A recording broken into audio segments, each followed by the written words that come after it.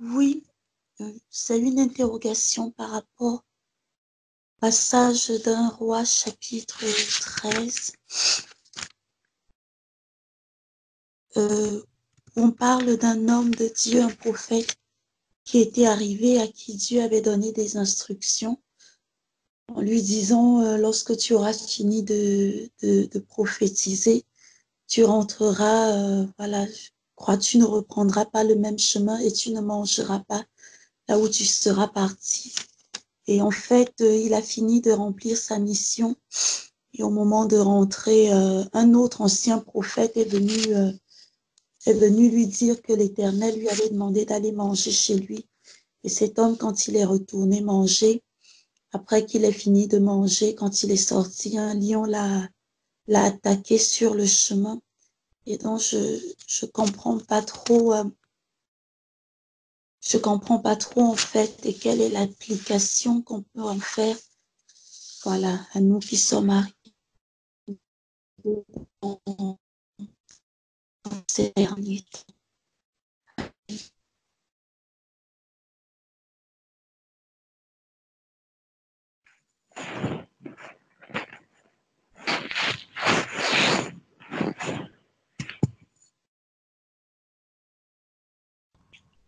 Ah, l'histoire du jeune et du vieux prophète.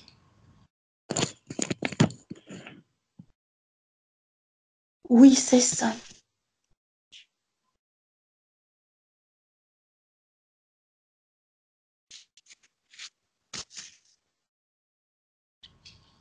C'est dans un roi combien? 3. Un roi chapitre 13.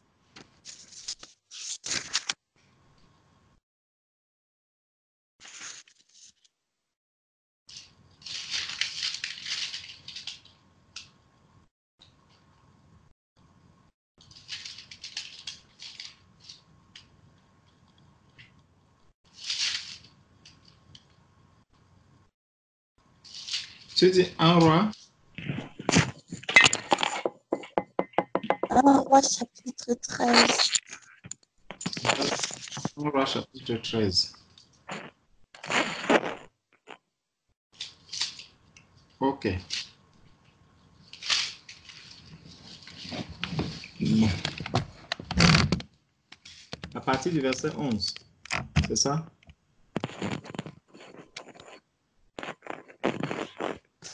C'est parti du verset 1. 1. Oui.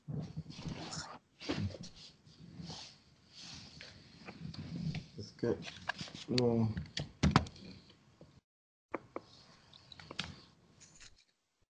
le prophète est tué à partir du verset 11.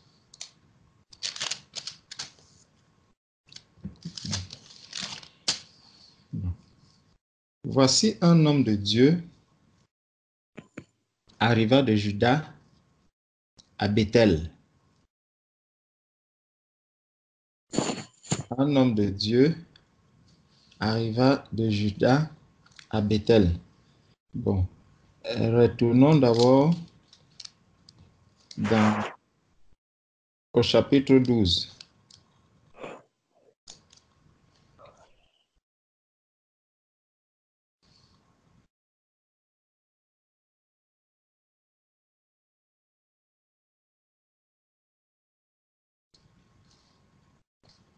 Chapitre 12. Il y a quelque chose là. Chapitre 12, voilà. Il plaça l'un de ses veaux à Bethel et il mit l'autre à Dan. Donc dans 1 roi chapitre... Ta question exactement c'était quoi?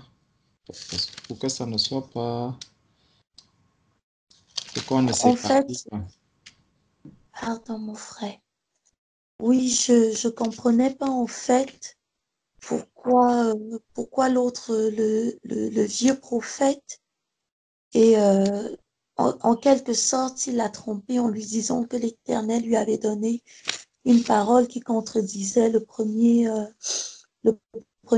ordre qui était qu'il ne devait pas manger, il ne devait rien manger, prendre aussi, savoir quelle application on fait pour nous en ces temps de la fin, s'il y avait une application. Amen. Amen. Je vais essayer de circoncire parce que il faut voir si on veut étudier le texte en lui-même. Ça concerne tout 1 Roi, chapitre 13, qui peut nous amener à bien comprendre. Et là, ça peut nous amener dans beaucoup d'autres passages. Je ne sais pas comment je vais faire, mais bon, allons-y. Voici un homme de Dieu arriva de Juda à Béthel par la parole de l'Éternel pendant que Jéroboam se tenait à l'autel pour brûler des parfums. Il cria contre l'autel par la parole de l'Éternel et il dit: Autel, autel, ainsi parle l'Éternel.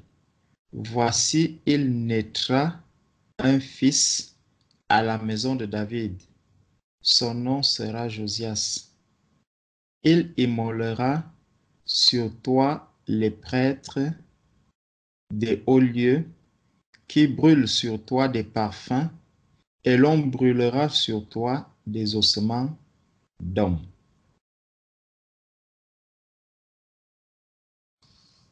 De ça, on peut voir dans 2 Rois chapitre 2, mais je n'irai pas là-bas, où Josias devient roi de Juda, dans 2 Rois chapitre 22. Pour méditer dessus, on peut aller voir comment est-ce que Josias était devenu, quand Josias était devenu roi de Juda. Verset 3. Et le même jour, il donna un signe en disant: c'est ici le signe que l'Éternel a parlé. Voici, l'autel se fendra et la cendre qui est dessus sera répandue. Lorsque le roi entendit la parole que l'homme de Dieu avait crié contre l'autel de Béthel, il avança la main de dessus l'autel en disant: saisissez-le. Et la main de Jéroboam avait étendu, la main que Jéroboam avait étendue contre lui devint sèche. Elle devint sèche et il ne put la ramener à soi. Donc on voit que Dieu veille sur ses enfants. C'est pour ça que lorsque quelque chose arrive à un enfant de Dieu, pour que quelque chose arrive à un enfant de Dieu, Dieu lui-même aura laissé que cela t'arrive. Si ce n'est pas encore le temps de Dieu, rien ne peut arriver à un enfant de Dieu. Donc, tu ne peux pas avoir la crainte. On a vu le cas de Jean-Baptiste où la tête de Jean-Baptiste est ramenée sur un plateau.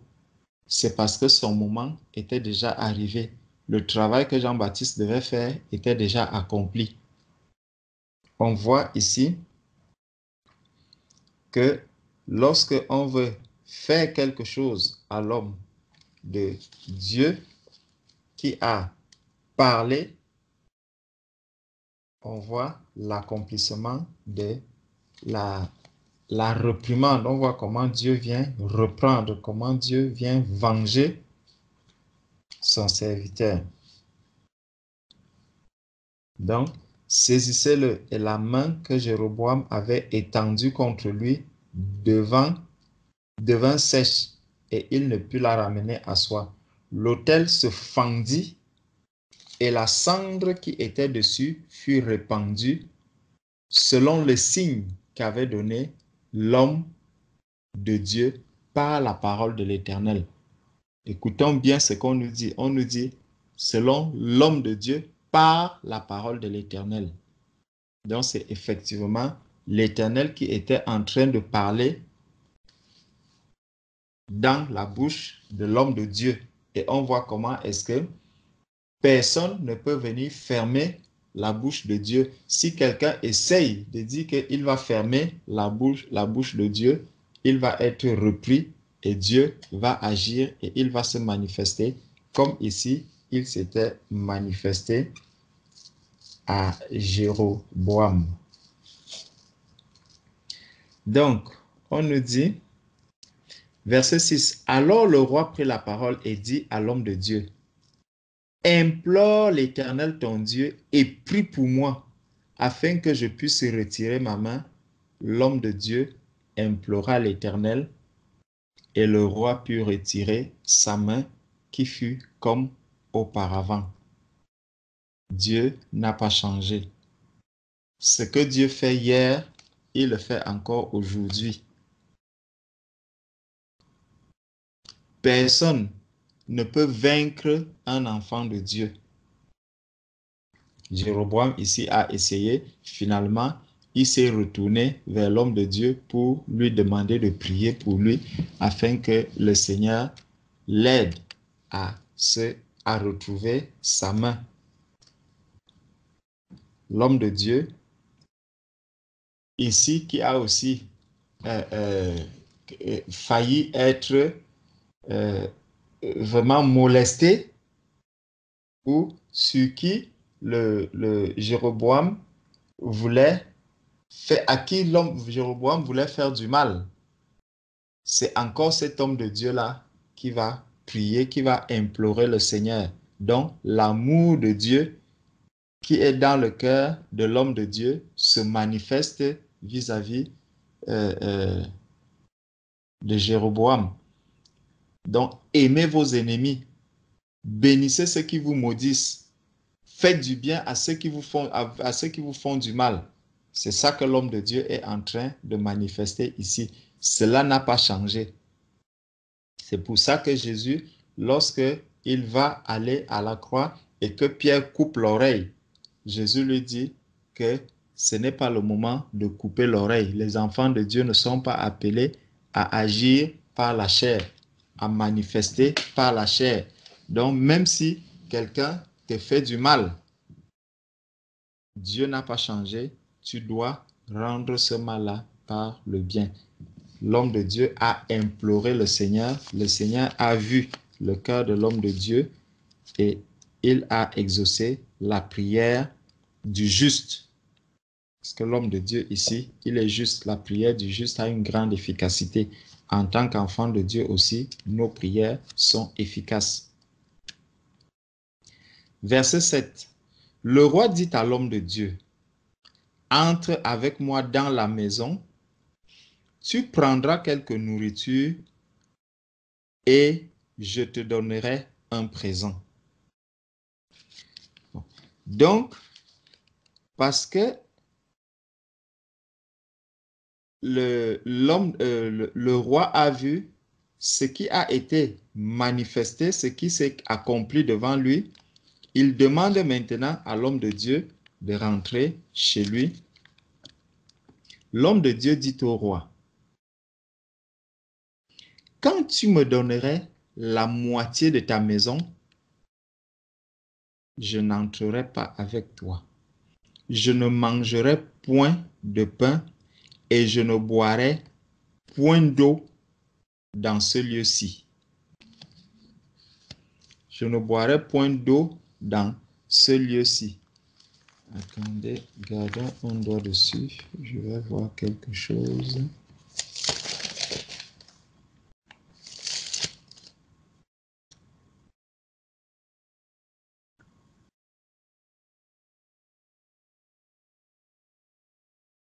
Okay.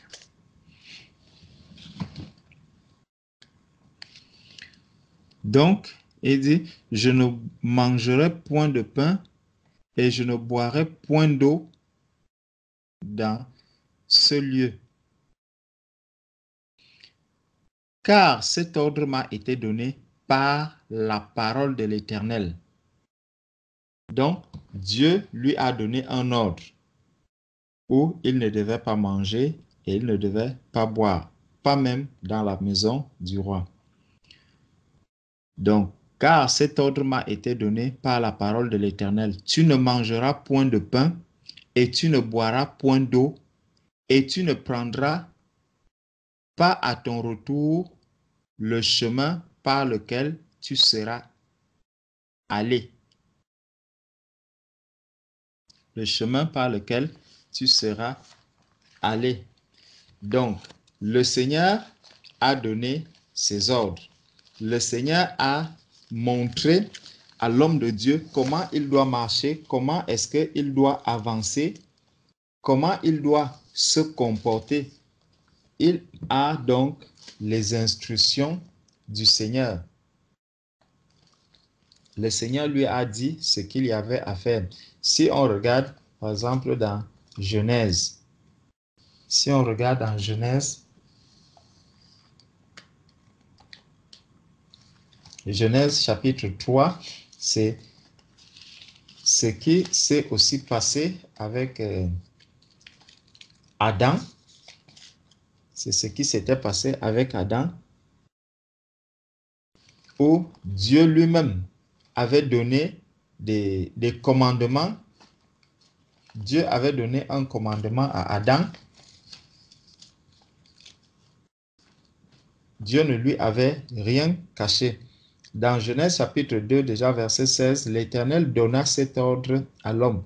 Tu pourras manger de tous les arbres du jardin, mais tu ne mangeras pas de l'arbre de la connaissance du bien et du mal, car le jour où tu en mangeras, tu mourras.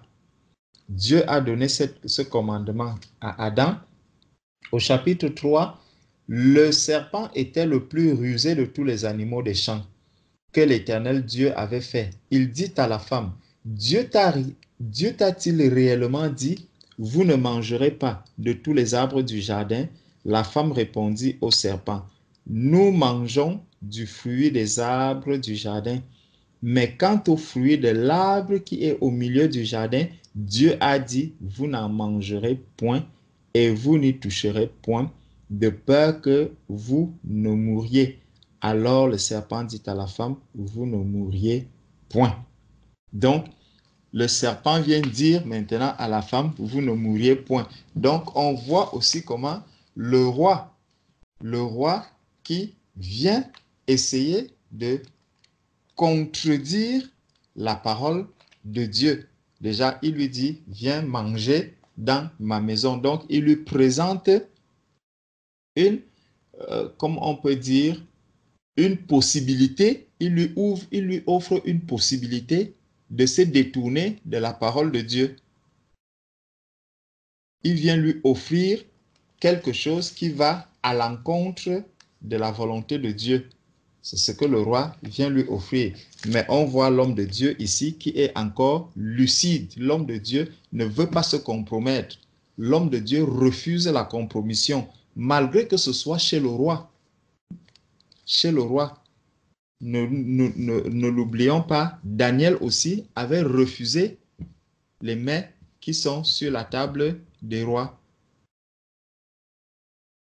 Ils avaient refusé les mets qui étaient sur la table des rois parce qu'ils voulaient rester agréables au Seigneur. Ils voulaient rester vraiment dans l'intimité pour plaire au Seigneur. Ils ne voulaient pas la compromission.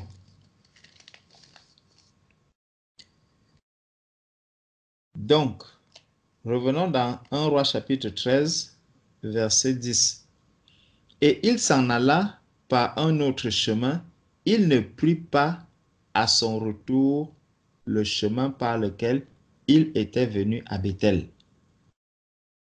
Le chemin par lequel il était venu à Béthel. Donc, il a évité. Bon, le roi ici, ce n'est pas quelqu'un qui viendra te dire que sœur Patricia, il ne va même pas t'appeler sœur Patricia. Le roi, c'est le représentant vraiment du monde. Le roi, ce n'est pas quelqu'un qui va dire, ma sœur Patricia. Le roi, ce n'est pas quelqu'un qui viendra te dire que je suis un enfant de Dieu. Le roi, ce n'est pas quelqu'un qui viendra te dire que, bon, allons prier, ou que tu ne verras pas avec la Bible en main. Donc, c'est monsieur tout le monde. Et quand lui, il vient, il te dit que, Patricia, il ne faut pas beaucoup prier, hein. Tu vas comprendre directement que, ah, qu'est-ce que celui-ci peut bien m'apprendre? C'est un païen. C'est monsieur tout le monde. Donc, c'est quelqu'un dont toi-même tu es convaincu qu'il ne connaît pas Dieu. Tu es convaincu de ce que cet homme-ci, rien de bon ne peut venir de lui. Il ne peut pas me parler de la part de Dieu. Donc, même s'il me dit que, Patricia, vraiment, il faut faire du bien aux personnes qui sont nécessiteuses. Même quand il vient te dire un truc, ou bien même il vient te dire le divorce n'est pas bien. Dans ta tête, tu te dis que celui-ci, qu'est-ce qu'il peut me raconter de bon? Qu'est-ce qu'il en sait? Il ne sait rien du divorce. Donc, tu ne peux pas me parler du divorce. Tout ce qu'il cherchera à te dire, tu trouveras que, bon, pour lui, ça ne te parlera pas, en fait. C'est que très vite, tu comprendras que non, ça, c'est le faux. Très vite, parce qu'il ne vient pas avec un habit d'agneau. Il ne vient pas avec un habit d'agneau, un habit d'enfant de Dieu. Il ne vient pas avec un habit d'enfant de Dieu. Il ne fait même pas partie de cela dont le Seigneur parle dans Matthieu 15, verset 8, où il dit que ceux-ci m'honorent des lèvres, mais leur cœur est éloigné de moi. Le roi, il ne fait pas partie de cela. Donc, il ne ressemble pas à un enfant de Dieu. De loin, tu l'identifies comme étant un païen, comme étant quelqu'un qui est loin de Dieu, dont le prophète l'a identifié clairement. Il n'a pas besoin même d'identifier, il n'a pas besoin de mettre les lunettes pour reconnaître que celui-ci n'est pas de Dieu, parce qu'il n'est pas du tout de Dieu. Donc, avec la parole de Dieu, lorsque j'ai la parole de Dieu, devant le païen, je vais chercher à mettre la parole de Dieu vraiment en application. Je vais chercher à mettre vraiment la parole de Dieu en application. Pourquoi? Parce que j'ai en face de moi, quelqu'un qui ne connaît pas le Seigneur. Parce que j'ai en face de moi quelqu'un qui ne connaît pas le Seigneur, alors je vais chercher à vraiment lui montrer que Dieu est saint, Dieu est ceci, Dieu est juste. Devant le païen, je vais chercher à manifester tous les fruits de l'esprit. Parce que, bon, je me dis, lui, il ne connaît rien. Donc, le peu que je peux lui montrer, quand je vais voir quelqu'un en train de souffrir, je vais vraiment soit apaiser ceci, soit comme ça. Lui, il voit que, waouh, Patricia, vraiment, elle est différente, hein. Ça ne doit pas nous bluffer. Parce que lui, c'est un païen. Mon niveau de sainteté, ce n'est pas par rapport au païen. Mon niveau de sanctification, ça ne doit pas être par rapport au païen. Mon niveau de communion, d'intimité avec le Seigneur, ce ne doit pas être par rapport au païen. Si je commence à me mesurer au païen, là, c'est que je ne sais même pas ce que je suis en train de faire. Puisque le païen, il reste païen, il n'est pas encore enfant de Dieu. Mais pour savoir donc si je suis déjà mature, pour savoir si je peux déjà dire que oui, je suis sur la voie étroite, je suis en train d'avancer avec le Seigneur, il faut que j'affronte ceux qui tiennent la Bible en main.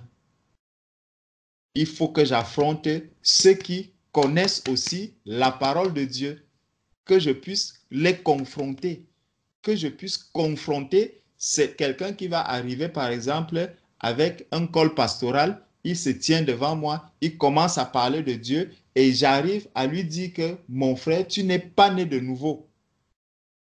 Là, tu es en train de montrer effectivement qu'il y a une différence. Il y a croire en Dieu et croire en Dieu. Il y a enfant de Dieu et enfant de Dieu. Ce n'est pas par rapport aux païens, c'est par rapport à quelqu'un d'autre qui connaît aussi la parole de Dieu, quelqu'un qui tient aussi la parole de Dieu. Ça, c'est pour introduire dans la situation qui va se passer entre le vieux prophète et le jeune prophète. Parce que tous sont aussi appelés prophètes. Mais maintenant, il va falloir voir est-ce que le vieux prophète va parler de la part de Dieu ou est-ce qu'il ne parlera pas de la part de Dieu. Dieu se contredit-il. Et c'est là où le jeune prophète maintenant va montrer si réellement il croyait en Dieu, si réellement il avait la crainte de Dieu, si réellement il était affermi dans la foi. Parce que ne l'oublions pas, le Seigneur Jésus a dit que c'est la ruse qui vient montrer dans les temps de la fin ceux qui sont réellement de Dieu. Parce que Satan viendra de manière tellement rusée et il fera tomber même les élus. Les élus pourront être séduits. Donc, il faut s'affermir dans la parole. Il faut s'affermir dans la vérité. Il faut avoir la foi. Il faut savoir que Dieu ne se contredit pas. Parce que si le jeune prophète savait que Dieu ne peut pas se contredire et s'il était affermi dans cette parole, même lorsque le vieux prophète revenait lui dire le contraire de ce qu'il avait entendu, il ne l'aurait pas accepté. Il aurait dit non, je m'en tiens à ce que Dieu m'a dit. Parce que j'ai vu Dieu agir, j'ai vu comment est-ce que l'autel s'est fendu en deux. Donc, Dieu a validé la parole qu'il avait donnée à ce moment. Donc, je ne peux pas venir contredire encore cette parole. Parce qu'il a vu, il avait déjà vu la main de Dieu. Allons donc au verset 11. Or, il y avait un vieux prophète qui demeurait à Béthel. Il y avait un vieux prophète qui demeurait à Béthel. Si nous prenons encore, on va prendre le texte de... Attendez, répondre.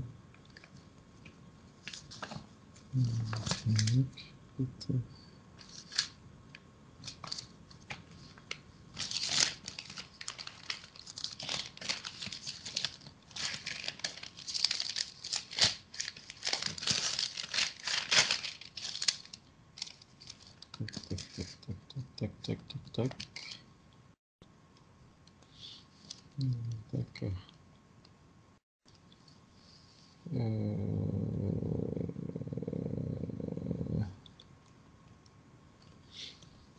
Bon.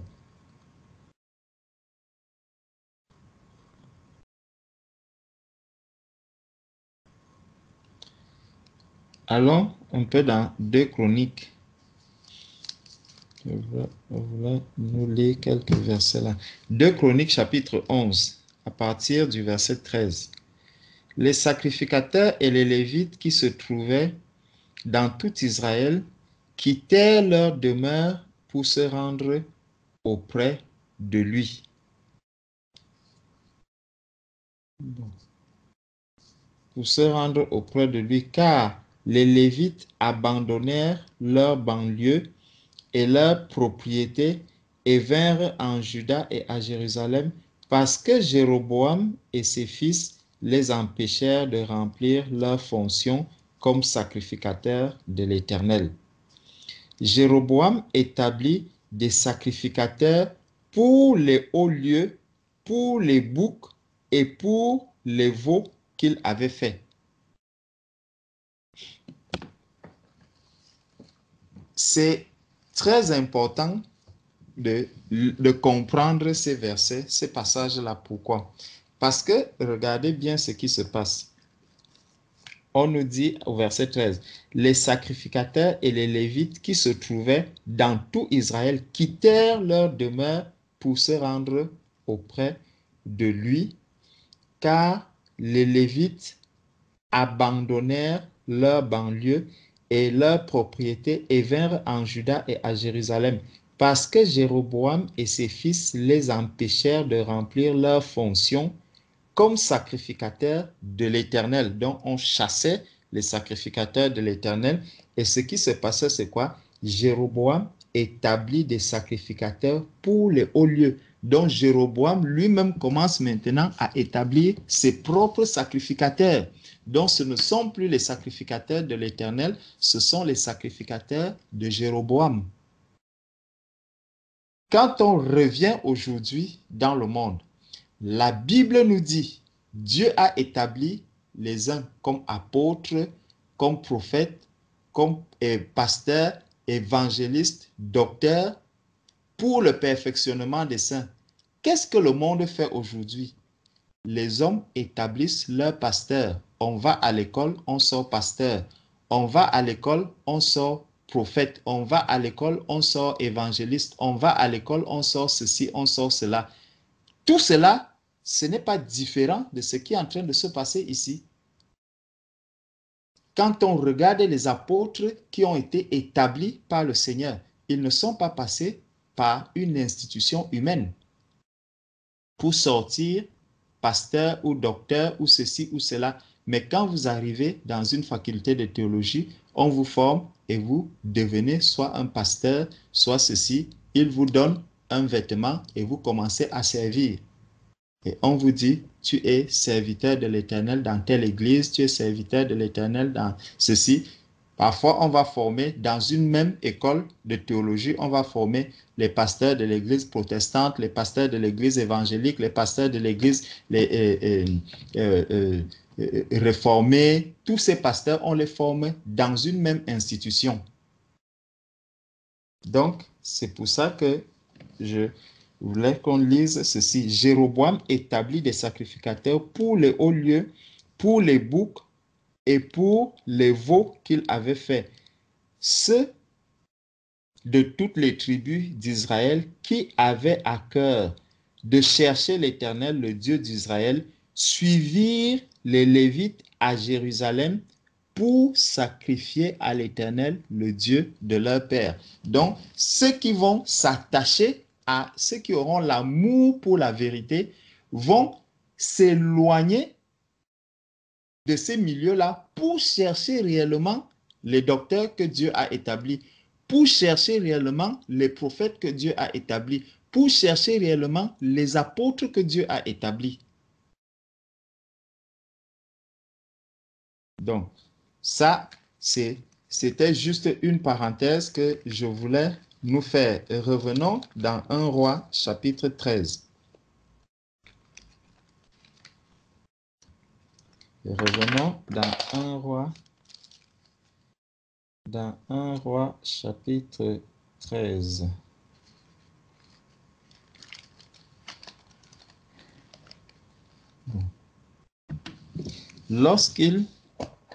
On était au verset 11. Voilà, on était au verset 11. Or, il y avait un vieux prophète qui demeurait à Béthel.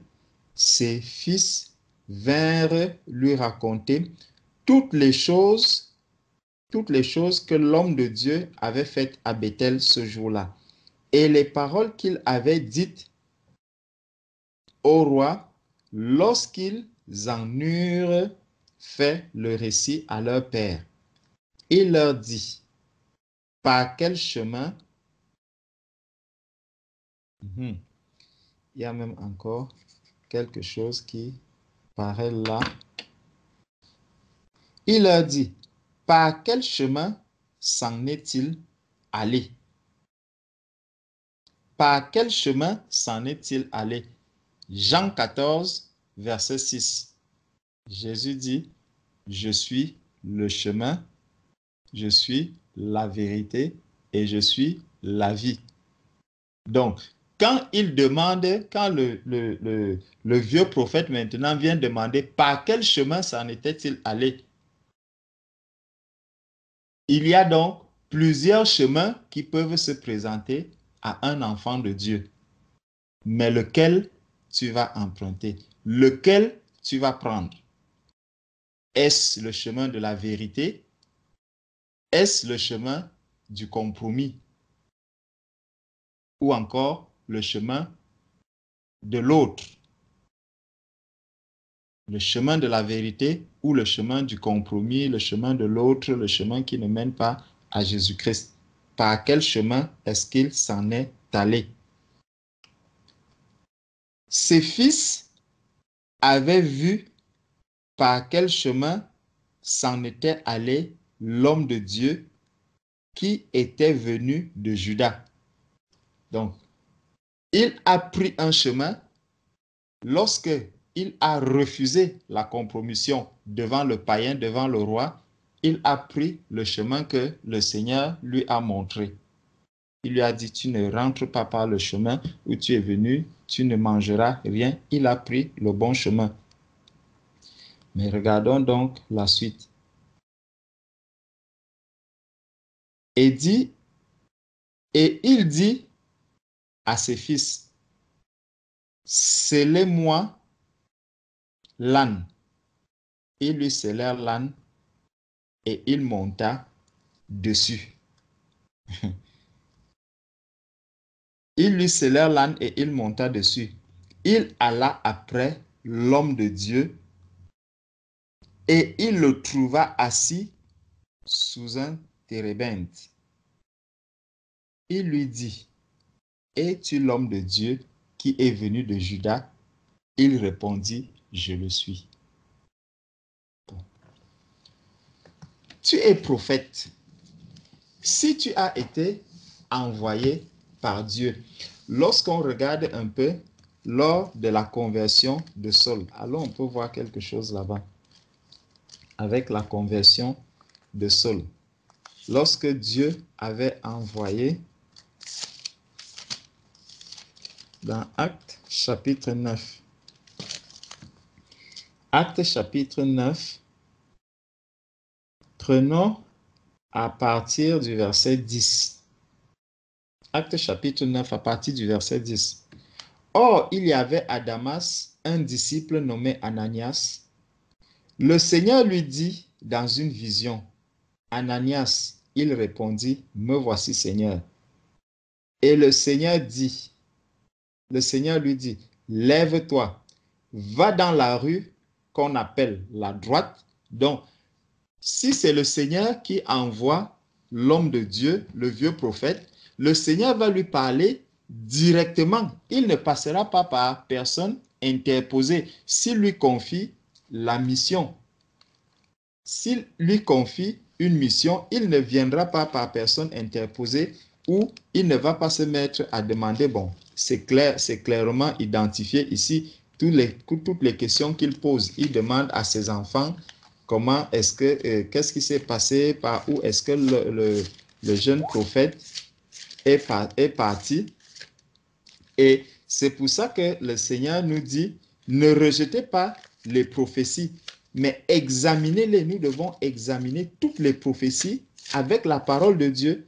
C'est avec la parole de Dieu qu'on examine les prophéties qui nous sont données. C'est avec la parole de Dieu qu'on va examiner si ce que l'on nous dit vient de Dieu ou pas.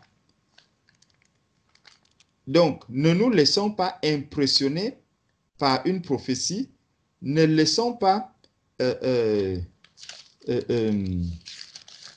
notre vie se faire chambouler à cause d'une prophétie sans l'avoir bien examinée. Sans l'avoir bien examiné. Nous devons tout examiner, tout passer au peigne fin. Nous devons regarder ce que l'on est en train de nous dire là. Ça vient de qui?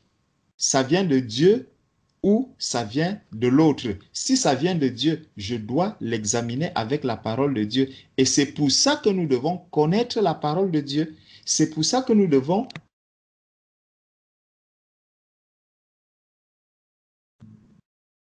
nous devons méditer la parole de Dieu. Parce que si tu ne connais pas la parole de Dieu, comment tu pourras confronter une prophétie qui est donnée? Comment tu pourras examiner une prophétie? Comment tu pourras examiner lorsqu'un prophète te dit, voici ce que j'ai reçu du Seigneur? Ou lorsque quelqu'un prophétise dans l'assemblée, la parole de Dieu nous dit dans 1 Corinthiens 14 que s'il y a une prophétie, il faut qu'on puisse l'examiner. Comment on va examiner la prophétie dans l'assemblée des saints si nous ne connaissons pas la parole de Dieu? C'est important. Il faut connaître la parole de Dieu pour pouvoir examiner les prophéties. Donc, on était ici dans Acte 9. On était dans Acte 9 et on voit donc que le Seigneur envoie Ananias. Il vient parler à Ananias dans une vision. Le Seigneur lui dit, dans une vision, Ananias y répondit, me voici, Seigneur. Et le Seigneur lui dit, lève-toi, va dans la rue qu'on appelle à droite et cherche dans la maison de Juda un homme, un nommé Saül de Tars, Saul de Tars. Car il prie et il a vu en vision un homme du nom d'Ananias qui entrait et qui lui imposait les mains afin qu'il recouvrât la vue. Ananias répondit, Seigneur, j'ai appris de plusieurs personnes tout le mal que cet homme a fait à tes saints dans Jérusalem. Ce que je voulais déjà qu'on voit ici, c'est que Ananias, lorsqu'il va rencontrer Saul, le Seigneur lui a déjà donné le nom de Saul, de Saül, de Saul, pardon. Il lui a déjà donné le nom de Saul. Il lui a déjà dit là où se trouvait Saul. Donc, si Saul maintenant lui demande, comment tu as fait pour me voir? Il va lui dire, le Seigneur m'est apparu, il m'a dit que tu t'appelais Saul, il m'a dit que tu es sur la rue qu'on appelle à droite, il m'a dit ceci, il m'a dit ceci, il m'a dit ceci, il m'a dit cela. Et ça ne va pas s'arrêter là. Maintenant, il continue. Verset 14. Et a ici des pouvoirs de la part des principaux sacrificateurs pour lier tous ceux qui invoquent ton nom. Mais le Seigneur lui dit, va, car cet homme est un instrument que j'ai choisi pour porter mon nom devant les nations, devant les rois et devant les fils d'Israël. Et je lui montrerai tout ce qu'il doit souffrir pour mon nom.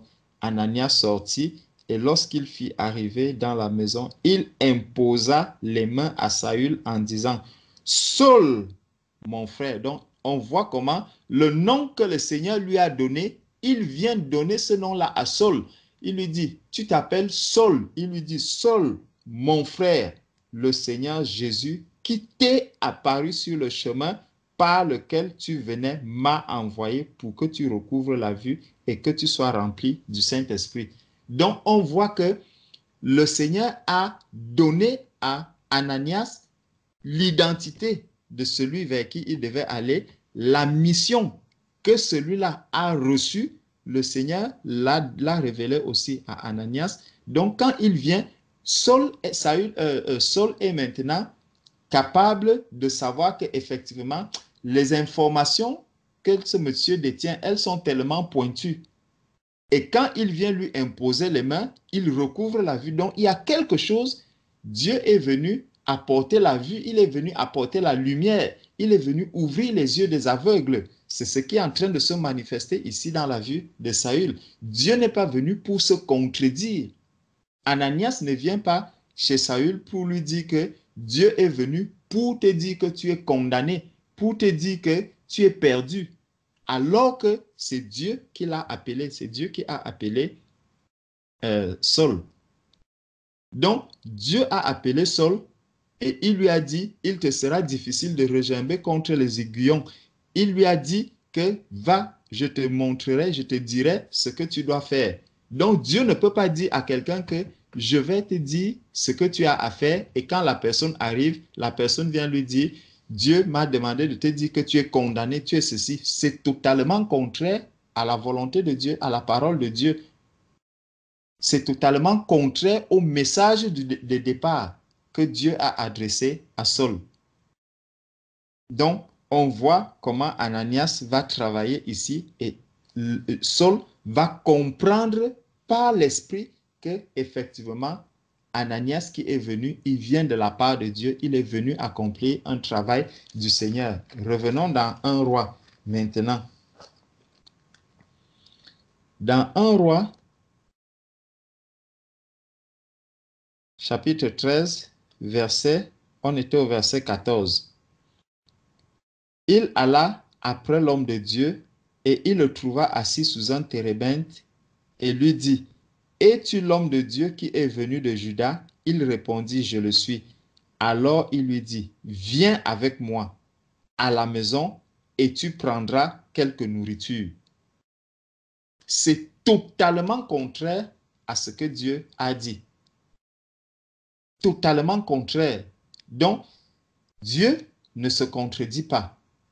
Il dit qu'il n'est pas un homme pour mentir, ni le Fils de l'homme pour se repentir. Ce qu'il dit, c'est ce qu'il accomplit. Donc, si le jeune prophète avait gardé cette parole de Osée dans son cœur, s'il avait gardé cette parole-là, il se serait arrêté et il se serait posé des questions. Mais comment est-ce que Dieu peut se contredire? Comment Dieu m'a demandé de ne pas retourner par le chemin par lequel je suis parti, ni de manger, et maintenant, en chemin, il m'arrête pour me dire, va manger. Il se serait arrêté, il aurait même pris du temps. Même si, parce que le problème ici, c'est que c'est quelqu'un justement qui se dit prophète. C'est quelqu'un qui a, comment je peux dire cela?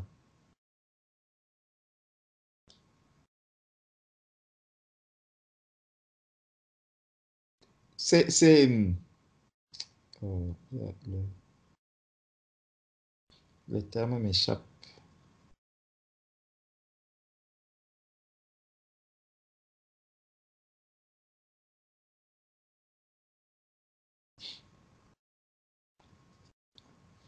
Justement, il vient avec la parole, le nom de Dieu. Il dit, ce qu'il a dit, c'est, il alla après l'homme de Dieu et alors il lui dit, viens avec, non, verset 14, il alla après l'homme de Dieu et il le trouva assis sous un térébinthe et lui dit, es-tu l'homme de Dieu qui est venu de Juda? Il répondit, je le suis. Alors il lui dit, viens avec moi à la maison et tu prendras quelque nourriture. Mais il répondit, je ne puis ni retourner avec toi, ni entrer chez toi. Je ne mangerai point de pain, je ne boirai point d'eau avec toi en ce lieu. Prenons Matthieu chapitre 7. Matthieu chapitre 7, à partir du verset 15.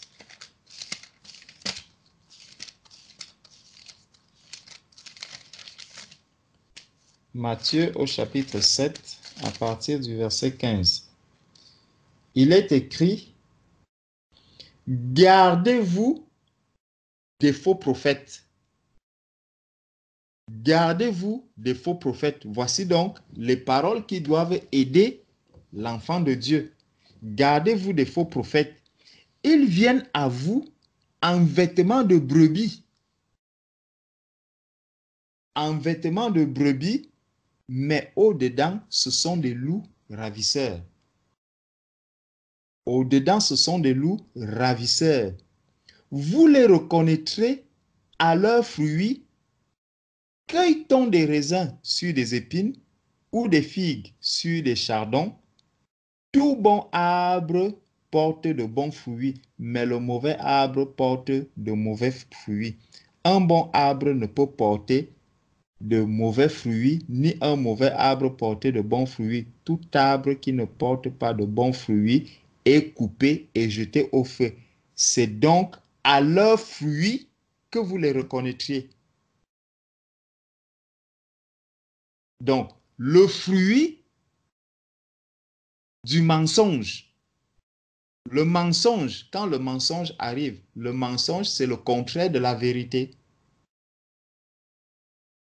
Le vieux prophète est venu avec le mensonge. Il est venu avec la contradiction de la parole de Dieu. Il est venu contredire la parole de Dieu qui avait été donnée au jeune prophète. Et le jeune prophète n'a pas été vigilant. Il n'a pas veillé sur ce qu'il a reçu. Il n'a pas veillé sur la parole qu'il avait reçue de Dieu, sur la mission qui était la sienne. Il n'a pas veillé sur cette mission. Il n'a pas veillé sur le travail qu'il avait à faire. Donc, il n'a pas veillé sur lui-même. Celui qui est né de Dieu se garde lui-même et le malin ne le touche pas. Donc, ce n'est pas le vieux prophète qui devait venir garder le jeune prophète, non. Le jeune prophète devait se garder lui-même. C'est comme aujourd'hui, un bien-aimé vient me dire, non, accompagne-moi, je vais aller draguer une fille. Je vais lui dire que mon frère, même si tu es célibataire, tu n'es un enfant de Dieu, tu n'as plus à utiliser même de tels mots. Tu n'as plus à utiliser de telles paroles. Va, présente-toi à tes parents, dis aux parents que je veux me marier, aller me chercher une femme. Les parents vont se lever, ils iront te chercher. Voilà le conseil que je vais donner à mon frère. Je ne partirai pas sur ce chemin avec lui. S'il a encore des parents, bien sûr. Parce que quand on est enfant de lumière, nous devons marcher dans la lumière. Nous devons avancer dans la lumière. Si plutôt je vois mon frère ou ma sœur qui a pris un chemin qui est tortueux, un chemin qui est contraire à la parole de Dieu, on a vu tout à l'heure que c'est la parole de Dieu qui est une lampe à nos pieds, une lumière sur notre sentier. Psaume 119, verset 105.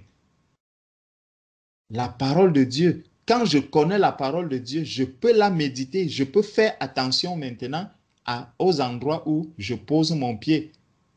Comment j'avance? Je vais faire attention parce que je suis éclairé par la parole de Dieu. Donc, verset 16, mais il répondit, je ne puis ni retourner avec toi, ni entrer chez toi, je ne mangerai point de pain, je ne boirai point d'eau avec toi en ce lieu-ci. Car il m'a été dit par la parole de l'Éternel, tu n'y mangeras point. Donc, il répète quand même la parole de Dieu. Tu n'y mangeras point de pain et tu n'y boiras point d'eau. Et tu ne prendras pas à ton retour le chemin par lequel tu seras allé. Et il lui dit, moi aussi, je suis prophète comme toi. Regardez à quel moment il vient lui dire que moi aussi, je suis prophète comme toi. Parce qu'il a vu qu'il a essayé avec un enfant de Dieu. Quand tu viendras me dire que non, mais allons prendre ceci là-bas, alors que cela n'est pas à toi, tu vas essayer de me convaincre, Je vais te dire, mais non, la parole de Dieu dit ceci, mais Dieu dit ceci, Dieu dit, il est aussi écrit, il est écrit, il est aussi écrit. Je persévère dans il est aussi écrit, il est aussi écrit. Et puis à un moment, quand je vais te dire, mais attends, tu crois que c'est toi celle qui croit en Dieu? Moi aussi, je crois en Dieu. Tu crois que c'est toi celle qui attend l'enlèvement? Moi aussi, j'attends l'enlèvement. Tu crois que c'est toi celle qui attend le retour de Jésus? Moi aussi, j'attends le retour de Jésus. Tu crois que c'est toi celle qui te sanctifie? Moi aussi, je me sanctifie. Mais Dieu ne va pas te condamner pour ça. Mais Dieu ne va pas te tenir rigueur pour ça. C'est rien. Mais va faire ça. Ça ne va pas t'empêcher de venir demander pardon à Dieu. Dieu est miséricordieux, Dieu pardonne. Non, tu peux quand même poser cet acte et Dieu ne sera pas, il ne sera pas irrité parce que tu as fait ceci, parce que tu as fait cela. Et après, quand tu vas essayer de retenir, de te tenir à carreau, il va te dire, moi aussi, je suis un enfant de Dieu. Moi aussi, j'ai la crainte de Dieu. Donc, il vient maintenant avec un titre. Il vient maintenant lui montrer que lui aussi, il est un prophète, que lui aussi, il est un envoyé de Dieu.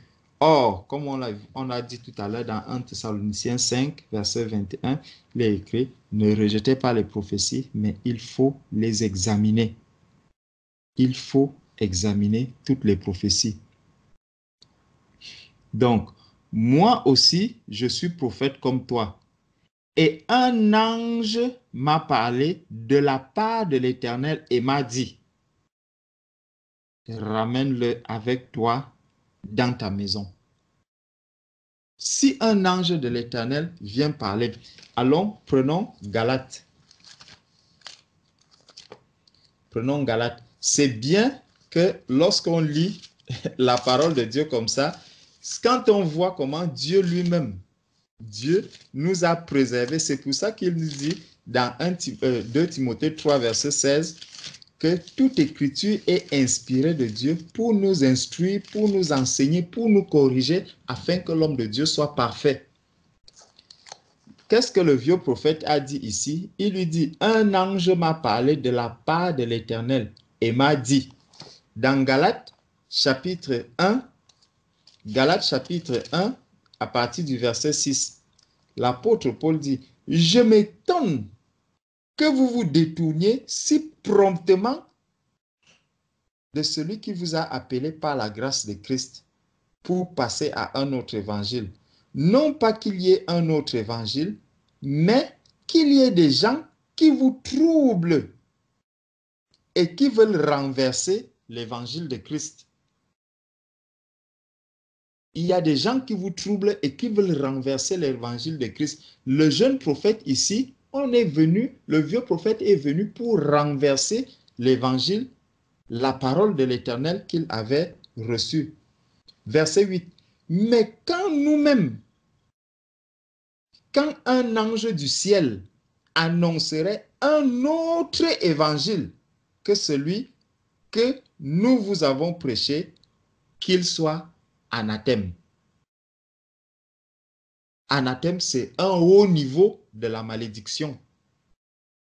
Quand un ange viendrait même du ciel pour vous contredire la parole de l'Éternel que vous avez reçue, n'acceptez pas. C'est ce que Paul est en train d'annoncer ici aux Galates. Et il dit, et maintenant, est-ce la faveur des hommes que je désire ou celle de Dieu? Est-ce que je cherche à plaire aux hommes? Si je plaisais encore aux hommes, je ne serais pas serviteur de Christ. Je ne serais pas serviteur de Christ. Donc, on voit, c'est justement ce qui est en train de se dire ici dans 1 Roi chapitre 13. Revenons donc dans 1 Roi chapitre 13. Je crois qu'il y a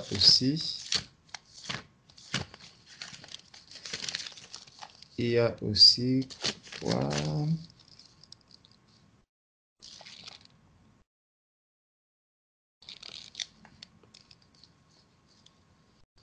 Voilà. Dans Colossiens chapitre 2, verset 18, aussi il est écrit qu'aucun homme sous une apparence d'humilité et par un culte des anges ne vous ravisse à son gré le prix de la course, tandis qu'il s'abandonne à ses visions et qu'il est enflé d'un vain orgueil par ses pensées charnelles. Ça, c'est la parole de Dieu. Donc, Ce n'est pas parce que quelqu'un viendra dire, ah, les anges m'ont dit ceci. Quand vous regardez un peu dans le monde aujourd'hui, vous allez voir, ah, il y a eu des apparitions de Marie à tel endroit, il y a eu des apparitions de ceci, ah, Marie est même venue entrer dans ma maison, il y a eu ceci là-bas, il y a eu ceci là-bas. Toutes ces choses-là, c'est pour nous éloigner de Dieu. C'est pour nous éloigner de l'Éternel. C'est pour qu'on ne reste pas concentré sur l'essentiel, sur le Maître qui est Jésus-Christ. C'est la diversion. On veut nous divertir. On veut nous détourner de l'essentiel. On veut même nous tourmenter parce que ça, c'est la tourmente. Donc, revenons dans 1 Roi, chapitre 13. Il disait donc, moi aussi, je suis prophète comme toi, et un ange m'a parlé de la part de l'Éternel et m'a dit, ramène-le avec toi dans ta maison, et qu'il mange du pain et boive de l'eau.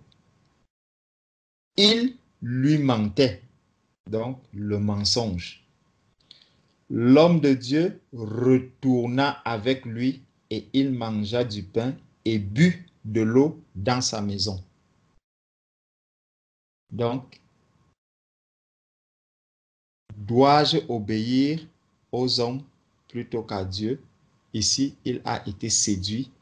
Il s'est contenté d'entendre « Je suis un prophète, je suis un docteur, je suis un pasteur, je suis un serviteur de Dieu, que mes prophéties s'accomplissent toujours, je suis ceci, je suis cela, je suis cela, Dieu m'a dit, Dieu m'a dit, Dieu m'a dit, Dieu m'a dit. » Quand le jeune prophète ici entend cela, lui aussi, il se laisse emporter par ce Dieu m'a dit. Donc, verset 19 maintenant. L'homme de Dieu retourna avec lui et il mangea du pain et but de l'eau dans la maison. Comme ils étaient assis à table, la parole de l'Éternel fut adressée au prophète qu'il avait ramené. Donc, la parole de l'Éternel fut adressée au prophète qu'il avait ramené. Et il cria à l'homme de Dieu qui était venu de Juda. Regardez un peu la manière dont le Seigneur vient maintenant parler à son serviteur. C'est en criant. Donc, on comprend que Dieu n'est pas content de ce que quelqu'un soit venu détourner son serviteur. Il va agir de manière virulente vis-à-vis de son serviteur parce qu'il a désobéi. Il n'a pas voulu écouter la voix de Dieu. Il a écouté la voix du menteur. Qu'on nous a dit, il mentait, donc la voix du diable. Lorsque le diable est venu trouver Adam et Ève dans le jardin, le Seigneur a dit, puisque tu as écouté la voix de la femme, il y a une sanction, une condamnation qui arrive. Une condamnation qui est tombée. Il y a une sanction qui était tombée.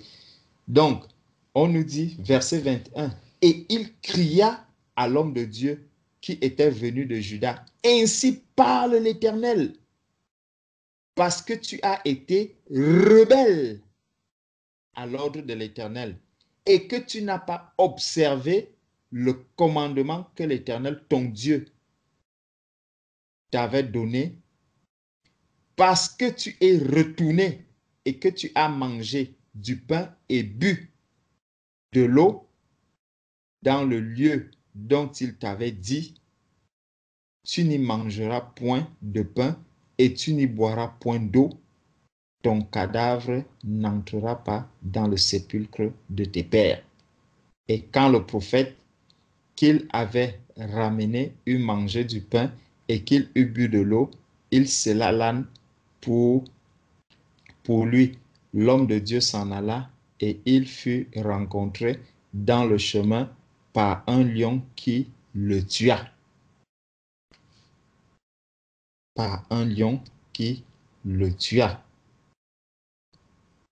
Donc, faisons attention à ce que nous écoutons. Faisons attention à la manière dont nous mettons en pratique la parole de Dieu que nous entendons. Faisons attention dans l'examen des prophéties que nous entendons. Veillons sur nous-mêmes. Gardons à cœur la parole de Dieu parce que c'est elle qui nous sauve. C'est elle qui nous jugera au dernier jour. C'est elle qui est le chemin. C'est elle qui est la vérité. C'est elle qui est la vie. Examinons toutes choses. Ne rejetons pas les prophéties. Notre Seigneur nous appelle à ne pas être rebelles. Un rebelle, on voit ici, on peut croire qu'un rebelle, ça sera quelqu'un qui viendra, quand on va lui dire quelque chose, il va dire non. Mais celui-ci, le Seigneur lui dit que tu as été rebelle. Donc, parce que quelqu'un d'autre vient me dire, me donner un autre évangile, une autre parole, une autre vérité, un mensonge, je crois en ce mensonge et je mets de côté la parole de Dieu. Le Seigneur m'appelle un rebelle. Faisons attention à la manière dont nous écoutons la parole de Dieu et surtout la manière dont nous la mettons en pratique. Amen.